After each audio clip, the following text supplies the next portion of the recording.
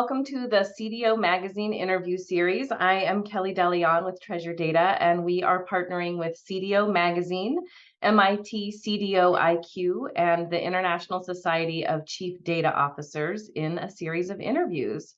Today, I have the pleasure of speaking with David Chan, Managing Director and Customer Data Platform Practice Leader at Deloitte Digital. Welcome. Thanks for having me, Kellie. I'm curious, just from where you practice, are you seeing a shift in who is driving the conversation internally, or maybe who is, accelerating the research process or that kind of thing from the enterprise? It's historically been driven, as you said, more by marketing and viewed as MarTech. Are you seeing more IT leaders wanting to bring the CDP conversation to the table, or are they more joining the conversation that's being started by their marketing peers? So it's an interesting question. What I know is I've talked to hundreds of companies on this topic, and it is sometimes led by the CMO, right? The marketing group or the digital group, the CDO. I've had conversations with the CTO. More recently, I've had conversations with a chief data officer, not digital officer, who's more focused on things like data governance and data privacy and things like that. What I will tell you is that regardless of where those conversations start, they always end up in a conversation where they say, oh, I should really bring in my business counterpart, or I should really bring in my IT counterpart, because the discussions might start on one side, but they always end up in a conversation together with their partners. What I see is, you have IT, you have business, whether it's, sales, service, marketing, what have you, and loyalty. But then there's another kind of dark horse group that's really around like the data science group, right? And they also have a say or feel opinionated on, where does data science happen? And if you invest in a SaaS CDP, what happens to all the things we do in the cloud, right? So there's definitely complexity right now. That's why if you think about how long it takes for most CDP programs to, select a vendor, get the licensing done, actually start a project, it's probably like a year, right, to get that done. In terms of having all those things in place and getting alignment, and then figuring out, now that I'm going to license it, how much am I going to license, and how much am I signing up for?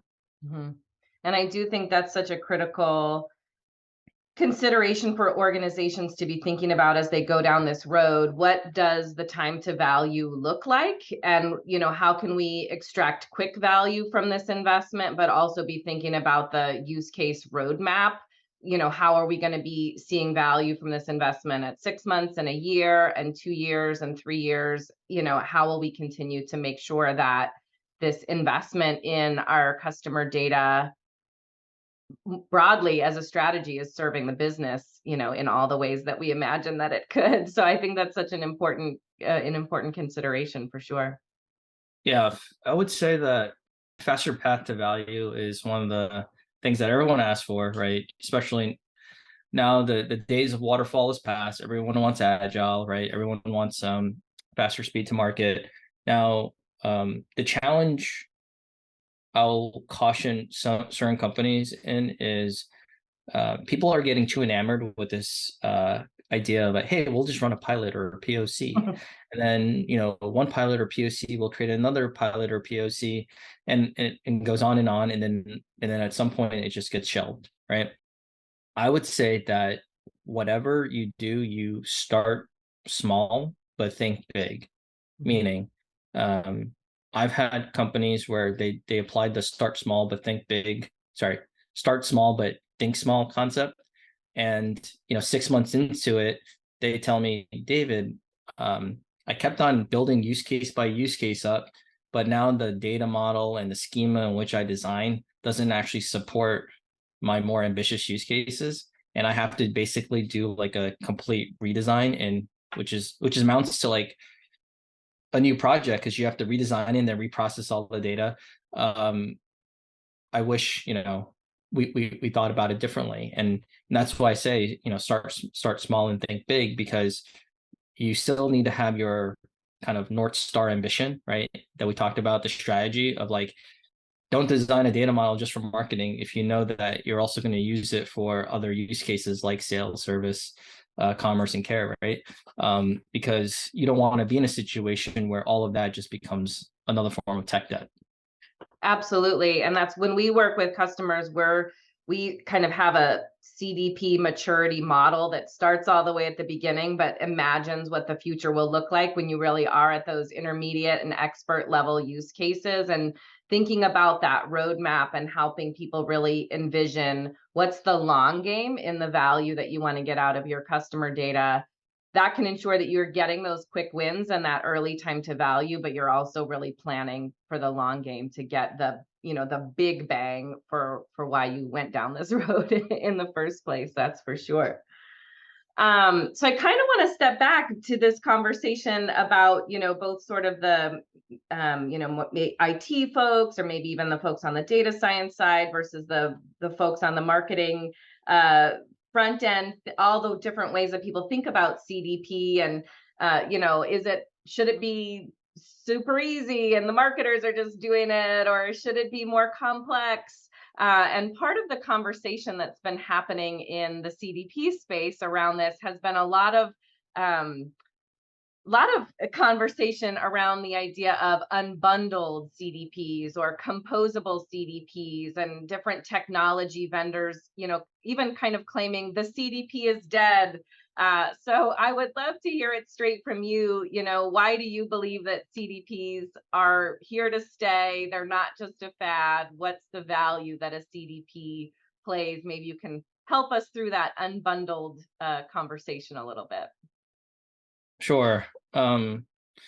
So I think every couple of years something is dead, right? It's CDP today. A couple of years ago, it was CX was dead, or personalization was dead. Segments are dead, right? So, Yeah. so whenever I see one of those, I'm just, you got me, right? I'm gonna click. I'm gonna read, see what they say.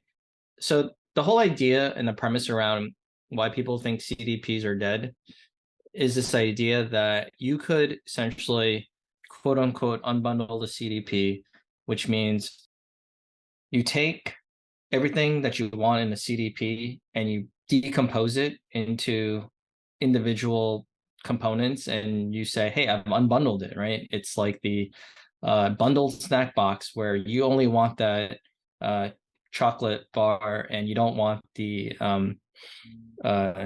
sweet raisins. And so you're like, I'm only going to create my own bundling of goodies for my CDP.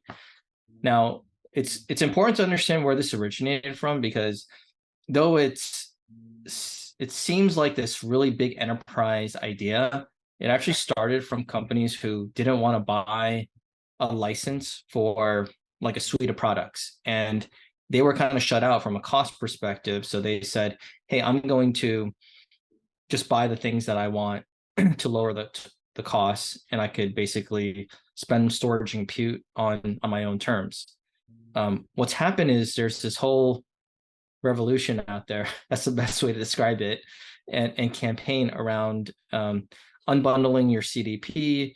The idea is really exciting for companies who are more of a do-it-yourself mindset, and they think, hey, well, I can do this. This sounds like a fun project. I'm going to, create my own CDP. I'm going to figure out how to collect data. I'm going to figure out how to, ETL or ELT it. I'm going to figure out how to do it in real time and batch, figure out how to do the transformations. I'm going to make sure they create a profile and a services layer. Like, they're going to do every little piece of it just by unbundling it.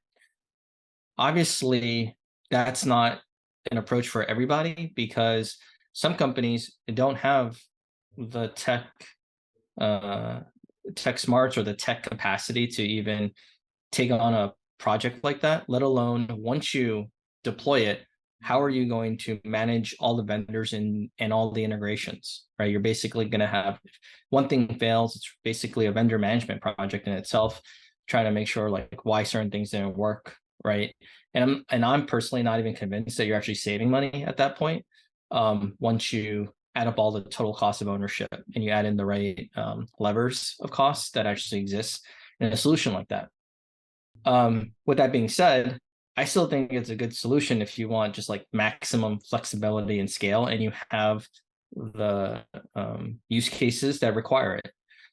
Now, there are other, companies like yourself and others who say, well, why would you try to rebuild that from scratch when I've already have a prepackaged solution, you have a license, you have a product support agreement, and I'm basically telling you like all these things will work because we have our own SLAs associated with it. You have a total cost and you have product support with a roadmap, like all of that's kind of covered for you. And ultimately for me, we talked about earlier, like how do you help companies go through digital transformation? A lot of it, I know it sounds cliche, but it all comes down to the use cases, right? If you can get down from the strategy to the value drivers, and you can understand the use cases to determine what capabilities you need to enable them, the use cases will tell you, hey, should I try to build myself or should I buy something off the shelf? Because if you can buy something off the shelf, you can easily do those calculations to figure out whether it's a worthwhile endeavor for you. And obviously it depends on, in my opinion, I don't want to call it CDP maturity. I want to think about your business model. I want to think about your company. If it's just a like digital focused company, online only, direct to consumer, every way you collect data can be tied to an individual deterministically. That makes sense to buy something. Sorry, not buy something, but that makes sense for you to go a certain route versus, hey, you have a more complex engagement model with your consumers. Data might come in more, less clean. There are more layers of middleware in between that acts as like a game of telephone with your data. Certain solutions are just not going to solve for that. You're going to have to augment anything you buy off the shelf with other things you buy off the shelf. And so maybe at a certain point, you are, in a situation where you're buying a lot of like unbundled capabilities, right, to a certain extent. So I just think it really depends on what your use case is and what you're actually trying to solve for as an organization.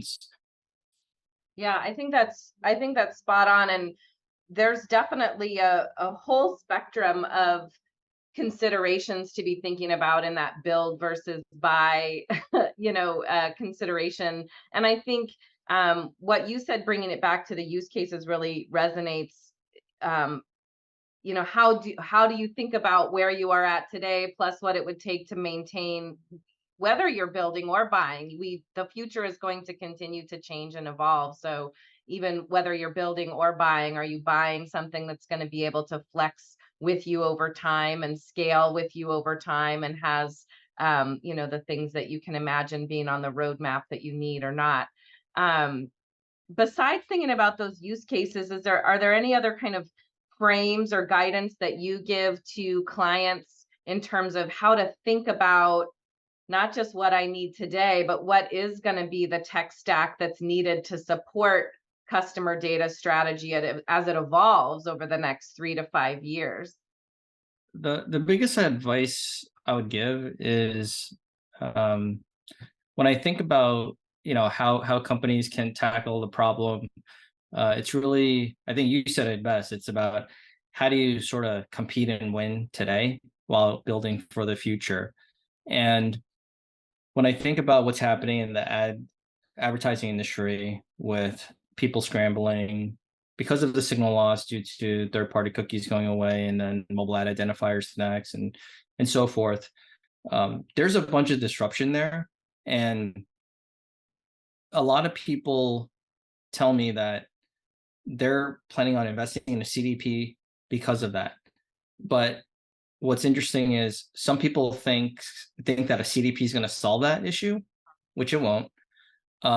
Or more rightly so, they believe that, well, if I can't control what's going to happen with like third-party cookies and signal loss and attribution and targeting and retargeting, what can I focus on? That's the right mindset. I'm going to invest in things that I know are more durable solutions. They don't change.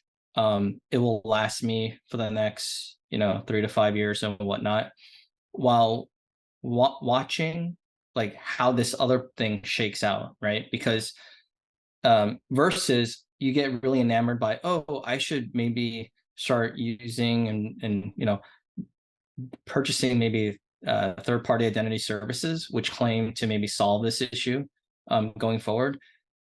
That's one where I would say, hey, I know that there are companies who claim that they can solve this issue for you, but the industry doesn't even know what to solve for, is it? Right. So you can do it knowing that there's a degree of risk that whatever you spend there is more of a, project that might not turn out the results that you want, that might not last with you for more than that period of time, because there are already multiple solutions that companies have put in place for the past, back starting in like 2017, 2018, that have changed, right? I'm not going to name names, but there are companies who started with certain solutions in the market, and they're no longer using it because it didn't quite give the value or was able to get to the granularity it was required. So there were a lot of things that were done that based off of that